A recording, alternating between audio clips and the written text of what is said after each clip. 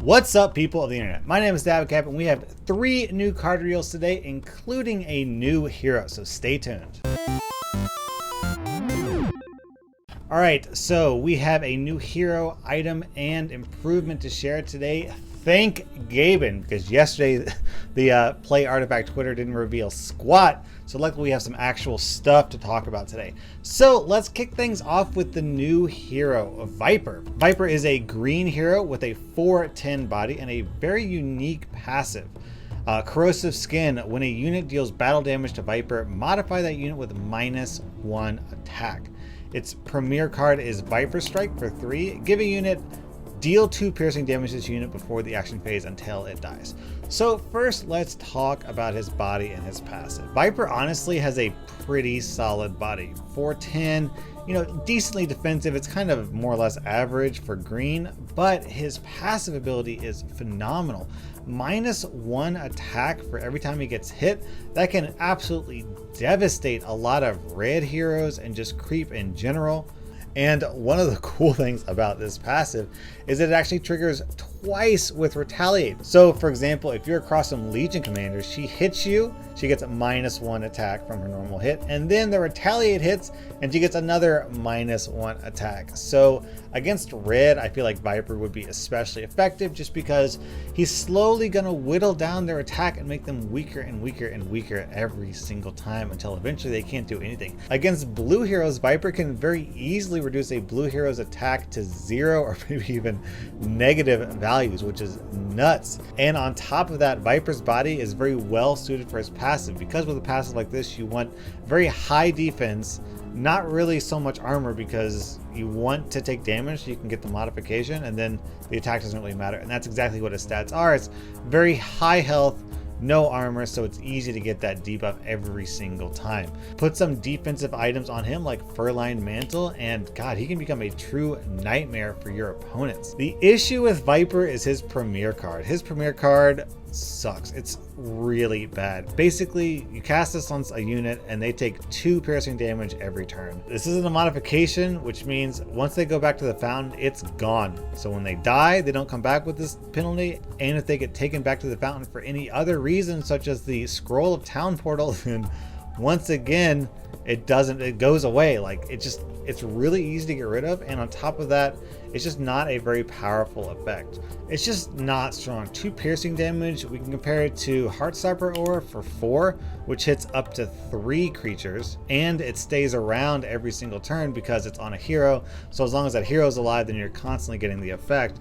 And also Conflagration, which is not piercing, but it hits everything in a lane.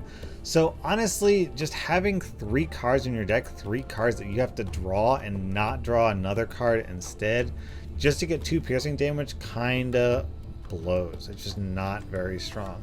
The only way I could ever really see it being kind of useful is just in a very, very defensive deck that's all about stalling damage and putting out things like, defensive bloom, so you're just not doing much damage and you're all about healing and just you don't hit hard. So I guess in that case it could be kind of useful, but overall it's just, you don't want to draw this card, right? The ideal situation if you ever play VIPER in your deck is that all 3 of these cards are on the very bottom of your deck, just because VIPER's strength is in his body and not in his card. So I'd be surprised if this hero gets a lot of play. I think that other sort of more reliable green heroes like Omni Knight or Enchantress or Treant Protector would probably get more mileage just because they're more versatile. This Viper Strike, I don't know. It's kind of awkward to have a hero who's like all good body and not a good card, or vice versa, because it's like, I don't know, it's just kind of awkward to run. All right, next up we have this card in Russian. I don't know why the Play Artifact Twitter decided to release a Russian card. I know there's a pretty significant Russian player base in Dota, but I mean, isn't there a Russian Twitter that you could put Russian cards on, and then like an English Twitter, and then a French Twitter, and a German Twitter? So why not release all English? I don't know. Anyways, we know roughly what this card does because of course we have translators. It's called something like Sorcerer Smasher or something like that.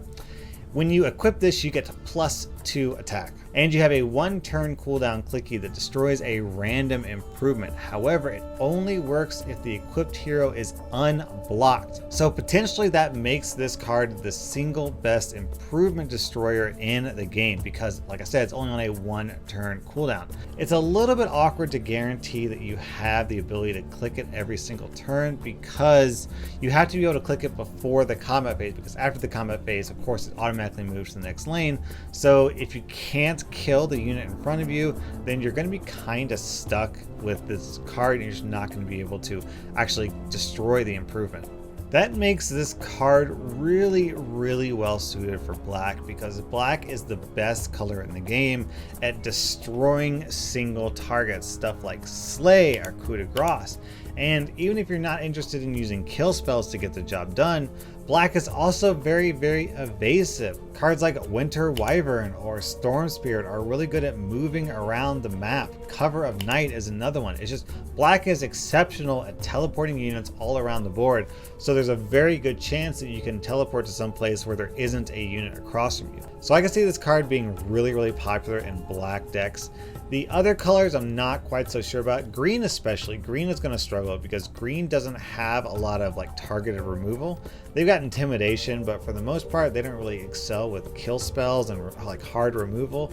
So I feel like you're going to have to kind of rely on black and other colors to get actual value out of this. Red and blue, you know, could run this card. I mean, red has cards like Duel and Berserker's Call and, you know, things like that. Blue has AoE spells like Echo Slam, so there's a chance that blue could get value out of this and red could get value out of this, but honestly I think black is going to be the go-to color for the Sorcerer Smasher. Next up is the Green Improvement Home Field Advantage. This is a 4-cost green improvement card that reads, before the action phase, disarm a random enemy this round. So essentially, every single time you get to a lane with this improvement, it's going to randomly debuff one enemy unit and disarm them, which means they can't attack. They deal no damage no matter what, even if you give them a new... It doesn't like set their attack to 0, because I mean, if that were the case, then you could just give them a weapon or modify them with plus attack and then they would still do damage. No, you just do not deal damage. So the weakness of this card obviously is that if the board goes very wide, then you could run into situations where you're debuffing like a 1 attack or a 2 attack thing. Worst case scenario is that this hits a melee creep. I mean, I guess that wouldn't be the worst thing in the world, because if you've got a melee creep, your melee creep fighting their melee creep, then this will allow your melee creep to theoretically win the eventual exchange because it's going to absorb 1 hit from that melee creep.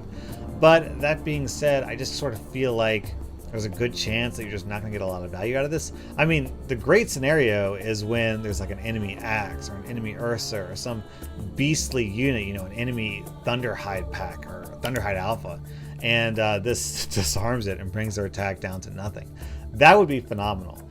So you got kind of a trade-off, and the issue with cards like this is just, you know, does it help you win? I mean, it stalls out the game. Sure, it's going to help you be defensive, but this card definitely isn't anything close to a win condition. It's not gonna like close out the game. It's like, thank God I won. I got this card. Now I can win this game. That's not gonna happen very often. So sure, it's got potential, especially if you draw it early game. You can get a whole lot of value out of it turn after turn after turn. It can really slow down the enemy deck. So honestly, I'd be surprised if people played a home field advantage above, you know, Mist of Avernus. That's just the best green improvement by far.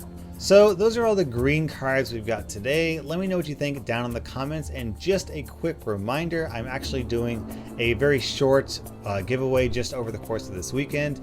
It was in yesterday's video. I think it's called like beta key giveaway, something like that. So just check out yesterday's video. If I remember when I'm editing and uploading this video, I'll put something right up there that you can click on and go to the video directly. Basically, all you have to do is just write something down in the comments, a special thing. Just watch the video and you'll see what you have to do. And there's a chance you will get a beta key, so check it out. Thank you so much for watching. Dabacab out.